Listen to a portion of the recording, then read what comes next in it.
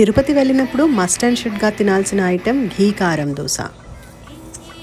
తిరుపతిలో తిన్నప్పుడు వచ్చినంత రుచి ఇంకెక్కడ అనిపించలేదు నాకు. ఆ కారం చేయటానికి అనియన్స్, గార్లిక్ ఇంకా పండుమిర్చి కావాలి. ఈ మూడు కాస్త నూనెలో మగ్గించుకోవచ్చు, లేదా పచ్చివి కూడా జీలకర్ర ఉప్పు వేసి పేస్ట్ చేసుకోవచ్చు. మగ్గించటానికి నువ్వుల నూనె వాడితే రుచి వేరే లెవెల్. దోశకి ఈ కారం బాగా పూసి నెయ్యి వేసుకొని కాల్చుకొని తింటే సూపర్. పప్పుల పొడి కూడా కొంచెం చల్లుతారు, నేను ఎక్సైట్మెంట్లో మర్చిపోయాను. ఈ కారంకి వాడిన అనియన్స్, పండుమిర్చి ఇంకా గార్లిక్ మా తోటలోంచి. ఈసారి చాలా రకాల మిరప చెట్లు పెట్టాను. ఎండలు బాగా ఉన్నాయి ఈసారి మా దగ్గర, సో సాటిస్ఫైయింగ్ హార్వెస్ట్ వస్తుంది మిరపకాయలది.